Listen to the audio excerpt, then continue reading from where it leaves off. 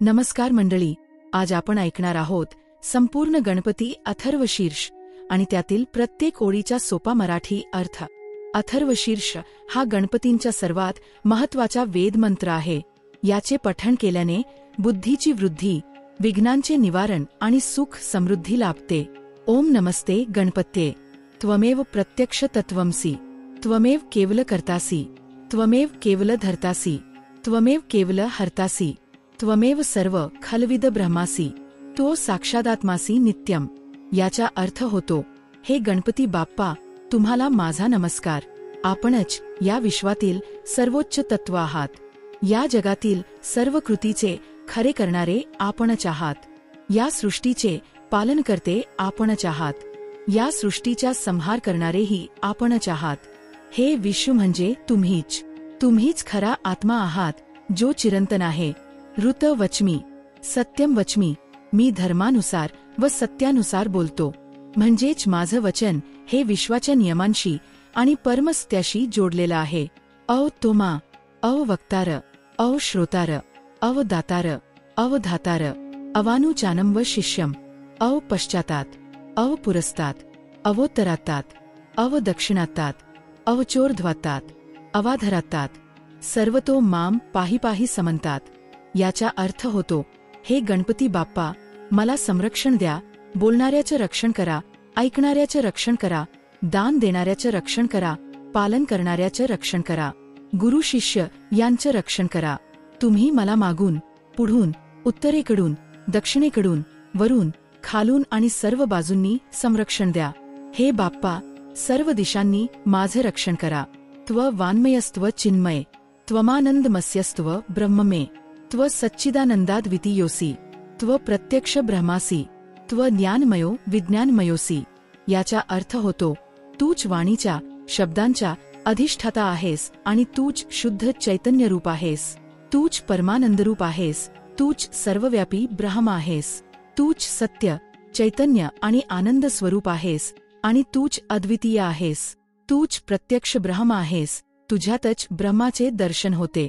तूच ज्ञानरूप आहेस, तूच विज्ञान, उच्चतम प्रज्ञा, अनुभवात्मक ज्ञान स्वरूप आहेस। थोडक्यात, या ओळींमध्ये गणपतींना शब्दांचा स्वामी, चैतन्याचा अधिष्ठाता, आनंद स्वरूप, ब्रह्मस्वरूप आणि ज्ञान विज्ञानाचे मूर्तिमंत रूप म्हणून वर्णन केले आहे। सर्व जगदिद त्वत्तो जायते, सर्व जगदिद त्वत्तस्तिष्ठति, सर्व जगदिद त्वयि लयमेष्यति, सर्व जगदिद त्वयि प्रत्येति, त्व भूमिरा पोनलो निलो नभ, त्व चत्वारी वाक्पदानी। याचा अर्थ होतो, हे गणपती बाप्पा, हे संपूर्ण जग तुमच्यापासून उत्पन्न होतं।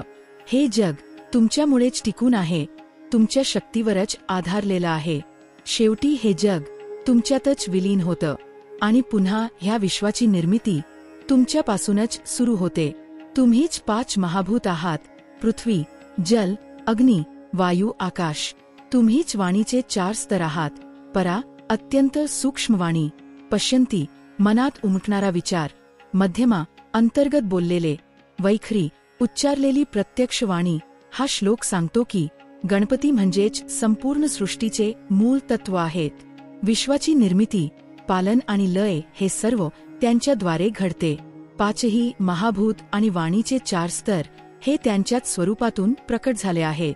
त्व गुणत्रयातीत, त्व देहत्रयातीत, त्व कालत्रयातीत, त्व मूलाधारस्थितोसी नित्यम, त्व शक्तित्रयात्मक, त्वा योगिनो ध्यायन्ति नित्यम, त्व ब्रह्मा, त्व विष्णुस्त्व, त्व रुद्रस्त्व इंद्रस्त्व अग्निस्त्व, वायुस्त्व सूर्यस्त्व चंद्रमास्त्व, ब्रह्मभूर्भू स्वरोम।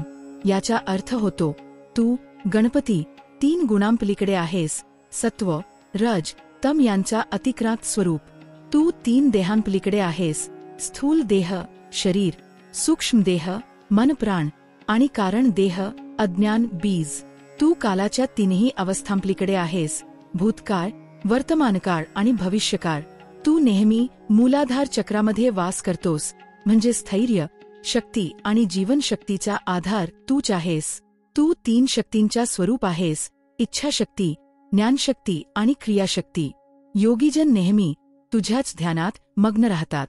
तूच ब्रह्मा, सृष्टीकर्ता, तूच विष्णू, पालक, तूच रुद्र संहार करता, तूच इंद्र देवांचा राजा, तूच अग्नी ऊर्जा व तेज, तूच वायू प्राण, तूच सूर्य जीवनाचा प्रकाश, तूच चंद्रमा शांतता व शीतलता, तूच ब्रह्म आहेस आणि तिन्ही लोकांचा अधिपती, भूर पृथ्वी भुवः आकाश अंतरिक्ष स्वः स्वर्ग.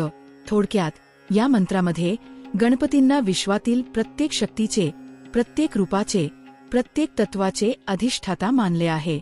गणादी पूर्वमुच्चार्य वर्णादीन तदनंतर अनुस्वार परतर अर्धेंदुलसित तारेण रुद्ध एतत्तव मनुस्वरूप कार पूर्वरूप अकारो मध्यमरूप अनुस्वारश्चान्त्यरूप बिंदुरुत्तररूप नाद संधान स्थितासंधी सैषा गणेश विद्या गणकऋषी निचईद गायत्री छंद गणपतीर्देवता. ओम गणपत्ये नमा याचा अर्थ होतो गणपतींच्या बीज मंत्राचं स्वरूप आणि रहस्य. या मंत्राचे ऋषी आहे गणकऋषी, याचे छंद आहे निचरुत गायत्री छंद, देवता आहे श्री गणपती. अखेरीस मंत्र असा आहे ओम गणपत्ये नमः. याचा अर्थ हे गणपती बाप्पा आम्ही तुम्हाला वंदन करतो. ओम म्हणजे परमेश्वराचं मूल स्वरूप, ग हा गणपतींचा बीजमंत्र आणि नमः म्हणजे पूर्ण नम्रतेने वंदन. एक दंताय विद्महे वक्रतुंडाय धीमहि तन्नो दंती प्रचोदयात. याचा अर्थ होतो आपण एकदंत आणि वक्रतुंड देवतेचे ध्यान करतो. त्यांचा आशीर्वाद आमच्या बुद्धीला, ज्ञानाला आणि कार्यक्षमतेला मार्गदर्शन करो. एकदंत चतुर्हस्त पाशमंकुशधारिणम रदच वरद हस्तार विभराण मूषकध्वजम रक्त लंबोदर शूर्पकर्णक रक्तवास्सम रक्तगंधानुलिप्तांग रक्तपुष्पै सुपूजितम भक्तानुकंपिन देव जगत्कारणमच्युतम आविर्भूतीच सृष्ट्यादो प्रकृते पुरुषात् परम एव ध्यायती यो नित्यम योगी योगिना वर. हा श्लोक सांगतो की गणपती एकदंत, 4 हात असलेले, भक्तांवर करुणामय, संपूर्ण विश्वाचे कारण असलेले देव आहे, ज्यांचे शरीर लाल, उदर मोठे, कान लांब आहे आणि त्यांना लाल पुष्पांनी पूजले जाते. जो योगी रोज त्यांच्या ध्यानात लक्ष देतो तो खऱ्या अर्थाने श्रेष्ठ योगी ठरतो. नमो व्रातपत्ये नमो गणपत्ये नम प्रमथपत्ये नमस्तेस्तु लंबोदरायिक दंताय विघ्ननाशिने शिवसुताय श्री वरदमूर्ते नमो नम. याचा अर्थ होतो हा मंत्र गणेशाला त्यांच्या विविध रूपांत धर्मपालक, गणनेते, विघ्ननाशक, आशीर्वाददाता प्रणाम करतो. हे म्हणत आपण आपल्या घरात, मनात आणि जीवनात बाप्पाची कृपा व आशीर्वाद मागतो. अशा रीतीने अथर्वशीर्ष केवळ स्तोत्र नाही तर आपल्या जीवनाला मार्गदर्शन करणारा गहन मंत्र आहे.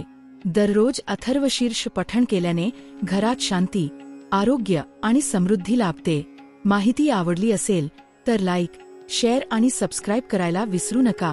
धन्यवाद.